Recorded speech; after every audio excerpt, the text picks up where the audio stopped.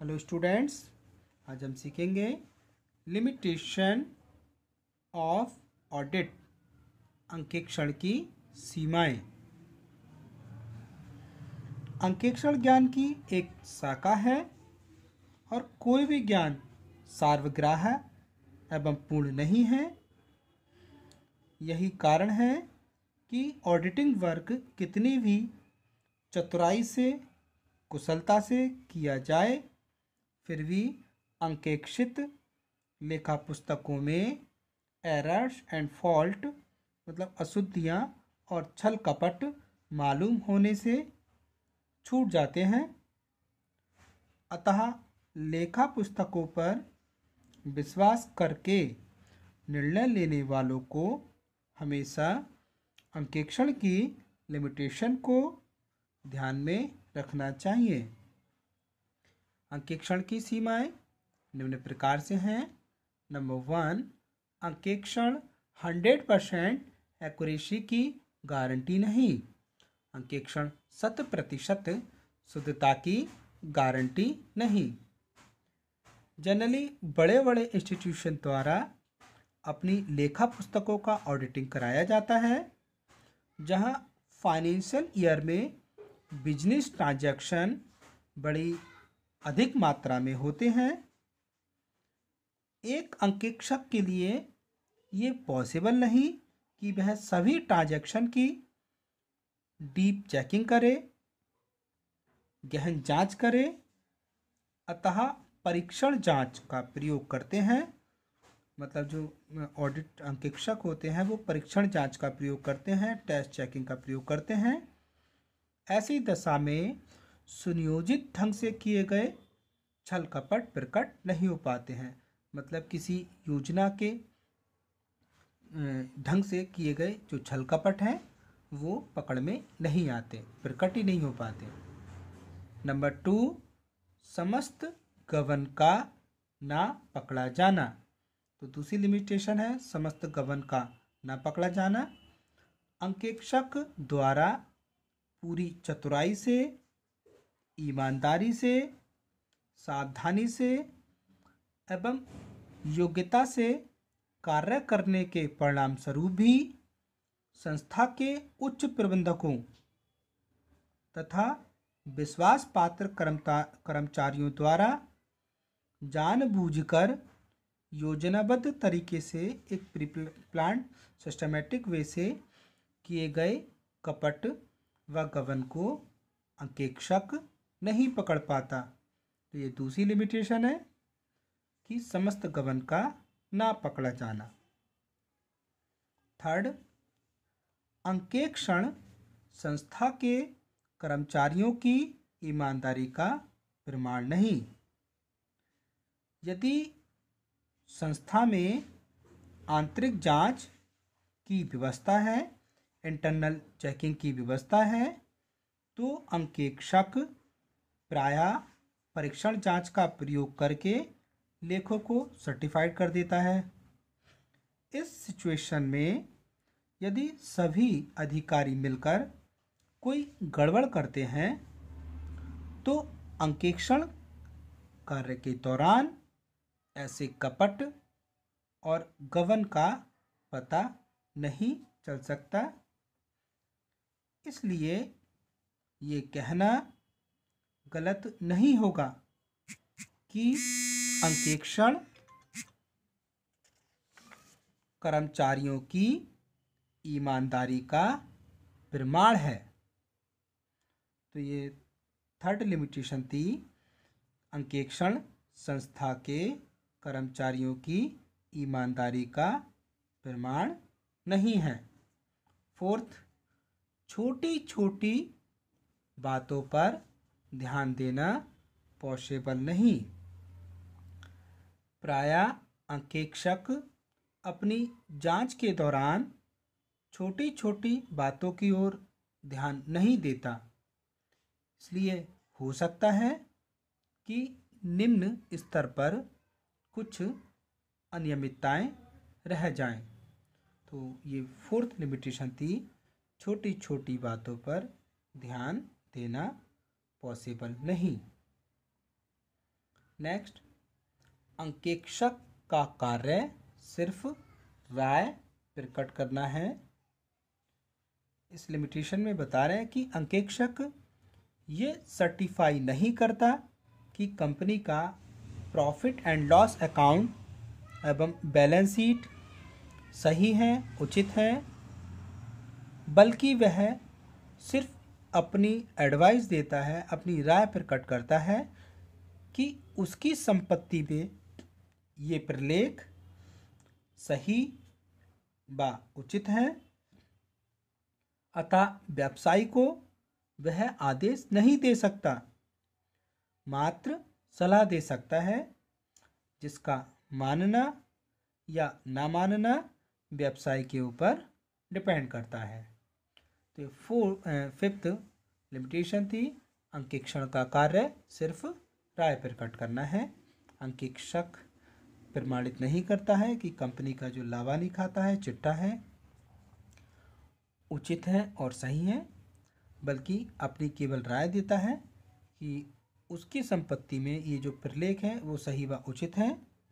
वो व्यवसाय को आदेश नहीं दे सकता, केवल एडवाइस दे सकता है, जिसको मानना या न मानना व्यवसाय के स्वामी पर ही निर्भर करता है। 6 पॉइंट लिमिटेशन देखते हैं। अंकेक्षण को व्यावहारिक स्वतंत्रता नहीं। इसमें बता रहे हैं कि यद्यपि भारतीय कंपनी अधिनियम द्वारा अंकेक्षक की नियुक्ति पारिश्रमिक, निष्कासन, अधिकार, कर्तव्य एवं दायित्व निश्चित है। मतलब कंपनी अधिनियम में अंकेक्षक की किस प्रकार नियुक्ति की जाएगी, उसको क्या रेमुनरेशन दिया जाएगा, उसको कैसे बाहर निकाला जाएगा, उसका कैसे निष्कासन किया जाएगा, उसको क्या क्या अधिकार दिए गए हैं, उसकी क्या क्या कर्तव्य बनते हैं, क्या क्या जिम्मेदारियां बनती हैं, तो ये सब भारतीय कंपनी अधिनियम द्वारा निर्धारित कर दिए गए हैं और इसके अनुसार अंकेक्षक एक स्वतंत्र व्यक्ति माना गया है भारतीय कंपनी अधिनियम के अनुसार। लेकिन व्यवहार में कंपनी का प्रबंध करने वाले व्यक्ति प्रायः अपने ही व्यक्तियों को अंकेक्षक नियुक्त कराते हैं, मतलब अपने ही लोगों को कराते हैं, बाहर से अंकेक्षक नियुक्त नहीं कराते हैं। इसलिए अंकेक्षक कंपनी के प्रबंधकों के प्रभाव में रहता है, उनके नियंत्रण में रहता है और पूरी तरह निष्पक्ष जांच करके अपनी रिपोर्ट नहीं दे पाता। तो ये 6 लिमिटेशन है अंकेक्षण को व्यावहारिक स्वतंत्रता नहीं।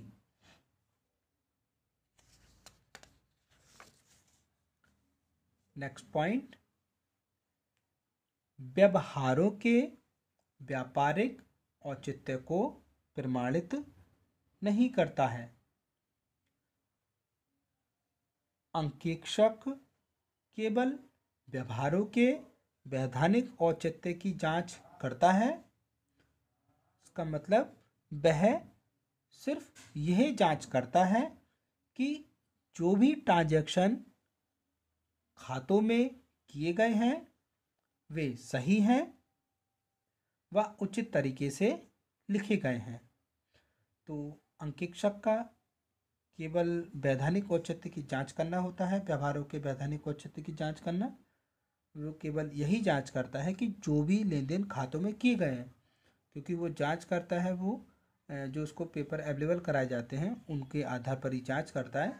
तो जो भी ट्रांजैक्शन खातों में किए गए हैं वे सही हैं व उचित तरीके से लिखे गए हैं, केवल यही उसका जांच करने का कार्य होता है। वह व्यवहारों के व्यापारिक औचित्य को नहीं समझ पाता कि किस प्रकार का ट्रांजैक्शन किस वे में किया गया है। तो इस औचित्य को वो नहीं समझ पाता क्योंकि उसे विभिन्न प्रकार के व्यवसायों की प्रकृति का ज्ञान होना जरूरी नहीं है। अतः अंकेक्षक ये प्रमाणित नहीं कर सकता कि व्यवहार व्यापारिक दृष्टिकोण से उचित हैं या नहीं। तो इस प्रकार हमने अंकेक्षण की सीमाएं अंडरस्टूड की, जिसमें हमने पहला पॉइंट देखा था कि अंकेक्षण 100% शुद्धता की गारंटी नहीं है, क्योंकि बड़े बड़े इंस्टीट्यूशन में जो भी बड़े बड़े व्यापारिक लेन देन होते हैं काफ़ी मात्रा में होते हैं, तो एक अंकेक्षक के लिए ये पॉसिबल नहीं है कि वह सभी लेन देनों की गहनता से जांच करे, क्योंकि ऐसी दशा में नियोजित ढंग से किए गए छल कपट हमें प्रकट नहीं हो पाते हैं। सेकंड में हमने देखा कि समस्त गबन का न पकड़ा जाना।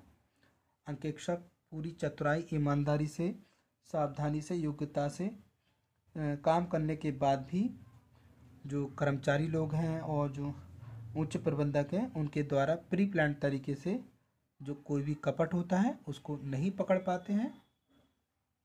थर्ड में हमने देखा था कि अंकेक्षण संस्था के कर्मचारियों की ईमानदारी का प्रमाण नहीं है, क्योंकि अगर आंतरिक जांच की व्यवस्था होती है तो अंकेक्षण प्राय परीक्षण जांच का प्रयोग करके ही लेखों को सर्टिफाइड करता है। ऐसी स्थिति में अगर कोई अधिकारी मिलकर कोई बड़ी गड़बड़ी करते हैं तो अंकेक्षण के दौरान ऐसे कपट और गबन का पता नहीं चल पाता। और फोर्थ में हमने देखा था छोटी छोटी बातों पर ध्यान देना पॉसिबल नहीं, क्योंकि कुछ निम्न स्तर पर कुछ अनियमितताएं रह जाती हैं, जिसके कारण छोटी छोटी बातों पर ध्यान देना पॉसिबल नहीं रहता। फिफ्थ में हमने लिमिटेशन देखी थी, अंकेक्षण का कार्य केवल राय देना होता है। अंकेक्षण कभी भी लाभानी खाता या आर्थिक चिट्ठे को प्रस्तुत नहीं करता है, ये उसका कार्य नहीं होता है, बल्कि उसका कार्य केवल राय देना होता है कि उसकी नज़र में ये सारे जो प्रतिलेख हैं किसी भी कंपनी के वो सही हैं, उचित हैं। वो किसी भी व्यवसायी को आदेश नहीं दे सकता, केवल सलाह दे सकता है। उसका मानना या ना मानना ये स्वामी के ऊपर डिपेंड करता है। 6 में हमने देखा कि अंकेक्षण को व्यावहारिक स्वतंत्रता नहीं है। यद्यपि भारतीय कंपनी जो अधिनियम है उसने अंकेक्षण की कैसे नियुक्ति होगी, कैसे उसका निष्कासन किया जाएगा, क्या उसको रेमुनरेशन दिया जाएगा, क्या उसकी अथॉरिटी होगी, क्या उसकी ड्यूटी होगी, क्या उसकी रेस्पॉन्सिबिलिटी होगी, ये सब निश्चित कर दी है।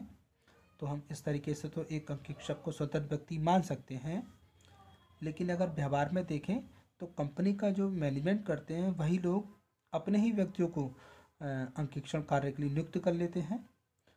तो ऐसा व्यक्ति कभी भी निष्पक्ष जांच करके रिपोर्ट नहीं दे पाता। और 7 पे हमने देखा था कि व्यवहारों के व्यापारिक औचित्य का प्रमाण नहीं करता, क्योंकि जो भी लेन देन खातों में किए जाते हैं वह सही है या गलत है, यही जांच करना अंकेक्षक का कार्य है। और व्यवहारिक में मतलब व्यवहारों के व्यापारिक औचित्य को नहीं समझ पाता है, क्योंकि अलग अलग जो व्यवसाय होते हैं उनका अलग अलग नेचर होता है और ज़रूरी नहीं है कि हर अंकेक्षक को उसका ज्ञान हो। इसलिए अंकेक्षक ये सर्टिफाई नहीं कर पाता कि व्यवहार व्यापारिक दृष्टिकोण से उचित हैं अथवा नहीं। तो आज की वीडियो में बस इतना ही। Thank you students.